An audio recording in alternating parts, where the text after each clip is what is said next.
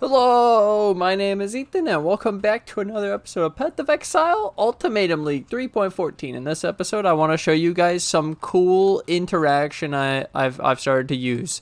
So you can use Sinvicta's Mettle Ezomyte Axe in your offhand, and you can swap to this and then kill some monsters and actually start stacking Rampage. And when you swap back, it continues to stack the Rampage without having the Sinvicta's Mettle in your hand. And so I'll show you real quick, just a quick map to showcase what I'm talking about. And then I want to show you how I use this even further. Because mapping is cool, like the extra move speed, the extra damage. If you don't know, I'll go through Rampage after what it actually does. But basically, switch to this Invictus Mettle. I lose my shield and my wand. We gain stacks. We have Rampage. We switch back. We're on shield now. We have shield charge, and you can go crazy with Rampage. And you actually keep it up, and it's insane. And you get the stacks, and you get all the benefits of Rampage. So I highly recommend, if you don't know already, that you could do this. So you can, any build basically could use Sinvicta's Mettle, swap in. The only issue is if you're like a bow build and you need your main bow to attack to start getting the stacks in the first place. We're a minion build where our wand and shield don't really do much except for damage and some survivability. And so this just works very well. It will cause an issue when I have my +2 wand after, and I will lose a level losing like a zombie and a Spectre, so I'm not sure what to do about that yet. We'll solve that problem when we get there, but for now, being able to use Rampage in any build, super sick just by having a weapon swap. And then I have a second thing. So the map, I should complete the map for the map bonus, or at, what's it called, the extra master mission, the map completion. Maybe I get a good drop from the boss. It's pretty cool. We could show off my holy relic. When I shield charge, I'm triggering the holy boom, and then we can get our regen 688, and it's pretty cool. Went up 140 off just the holy relic, and then we got it up to 858 because you can trigger the holy relic boon twice when you respawn it with the trigger. So we actually get super regen. That's another thing, using a holy relic in the trigger and then shield charging to activate the holy relic. Now I have one more. So I have these Blight maps. It's T14. Let's do the reduced effective curse. Let's juice it up a little bit, and I will show you what I'm talking about. So how does Rampage work with Blight? Well, I found out when I was doing a ton of Blight yesterday that it works really well. Let me show you. So what I found out is the Sinvicta, the Rampage will continue. It will go while off of tower kills. That's the really crazy part. So I'll show you here. Build a couple towers. We get the Blight started. I'll switch to the Sinvicta's Mettle. So I'm on the axe right now, and you can see my scout tower shooting. Scout towers are killing. My minions aren't killing anything. I haven't killed anything yet. It's purely just scout towers, and I'm actually getting Rampage stacks. So I found out that the kills from the minions towers in Blight actually counts towards Rampage, which if it didn't, it would be extremely difficult to keep the Rampage stacked. But once the Blight gets started, it's really easy to keep the Rampage going because it's just a constant flow of monsters. And they're getting killed by you or the towers, and both count. And so it seems really, really easy to keep up. So then you can switch off of your Sinvictas once you've got it started, and we're back on the wand and shield, and it's absolutely insane that you can have extra Rampage. So what can Rampage do for me? I'll go through the list after as well, but off the top of my head, the main things that pique my interest is exploding the corpses, shooting out the nova of arrows in every direction. You can summon animate weapons that cyclone. You can summon animate ranged weapons, like animate a bow or something. You get like a ton of cool effects. Technically, we also have move speed and damage, but that doesn't really help us. But that can help other builds. It's just specifically for our build in this case that the main things are going to be like the explosions, the nova, the extra animate weapons with the cyclone that they spawn at 200 or 250, and then we also have the animate ranged weapon.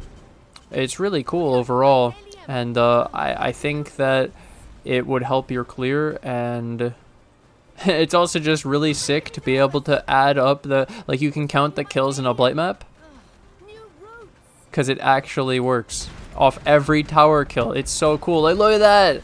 Look at how cool this is. I love this. It makes the Blight so much more fun. And then you seriously have spinning cyclone animate weapons, extra clear, the explosion to clear corpses around you. Insane, dude. That's detonate dead. That's detonate dead. And so we might as well finish up the Blight map and show it off throughout the whole thing, and then show the loot, because why not? But while I'm at it, let me go get the we have Rampage. I want to go look at the Rampage effects so I can read them. At 15 kills, you get a nova of spears that damage and stun surrounding enemies. At 30, you get a large area of effect, detonate dead. At 45, you get animate weapons. At 70, a damaging nova that echoes off enemies like Val Ice Nova. 100, a nova of arcing spears that damage and stun surrounding enemies, so similar to the first 15 kills. At 135, you get animated bows. At 175, you get 5 damaging novas cast with 1 second intervals.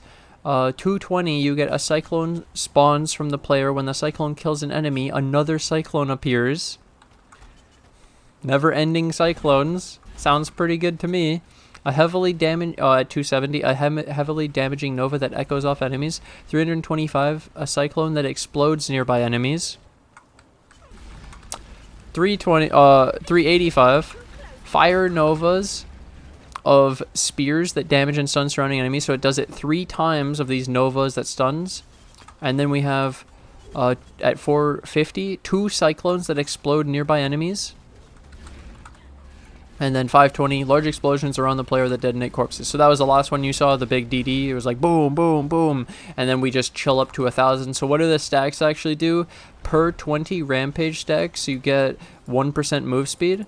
So our move speed is 59, standing still, like no pots, nothing. Normally I think it's very low. And then we get 2% increased damage per 10 Rampage, and it's max at 1,000. So it's a lot of damage increase, it's a lot of move speed, and you also get all these effects, the novas that stun, the cyclones, the explosions, the bows. It sounds really fucking cool to me, and you also get to see the counter for the map, which is really sick. And I highly recommend, basically, if you haven't been using Sinvictas as an offhand for Rampage, that's the entire focus. You should try this, and I think you'll like it. You'll like it for mapping, you'll like it for Blight, you'll like it for everything, but obviously bossing, you won't need to swap for it. But yeah, I hope this helps a lot of people who didn't know about being able to snapshot Rampage and offhand swap in Rampage for the effect. Is really cool.